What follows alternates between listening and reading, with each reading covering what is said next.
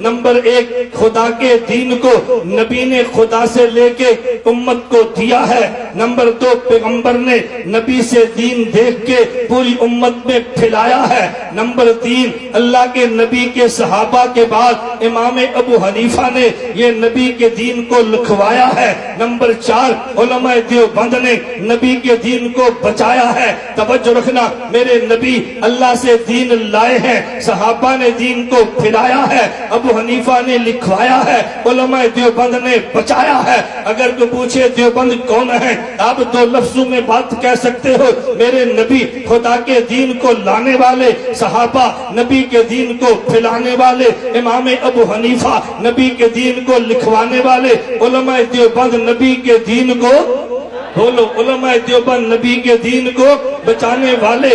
اور انہوں نے دین کیسے بچایا ہے؟ توجہ رکھنا، دین کیسے بچایا ہے؟ اگر تاریخ اٹھی ہے ختم نبوت کے خلاف قادیانیت کی تو پہرا دینے والے علماء دیوبند ہیں، جیلے کاٹنے والے علماء دیوبند ہیں، ہتھ کڑیاں پہننے والے علماء دیوبند ہیں۔ اگر انگریز آیا غاصبانہ تسلط کے لیے اسے دوڑانے والے شیخ الہند دیوبند والے ہیں، حسین احمد مدنی دیوبند والے ہیں، حضرت مولانا عزیر گل یہ دیوبند والے ہیں، حکیم الامت مولانا تھانوی یہ دیوبند والے ہیں۔ میں سمجھانے یہ لگا، اگر تحفظ صحابہ کی تاریخ چلی ہے، کسی نے صحابہ پیغمبر پہ بھونک ماری ہے تو دفاع کرنے والے علماء دیوبند ہیں، یہ دیوبند والے ہیں۔ ہر قسم کی قربانی دی ہے، پیغمبر کے صحابہ کا دفاع کیا ہے، بچے یتیم کرائے ہیں، دفاع تب بھی کیا ہے، ہتھ کڑی پہنی ہے، دفاع تب بھی کیا ہے، یہ جیلوں میں گئے ہیں تب بھی دفاع کیا ہے،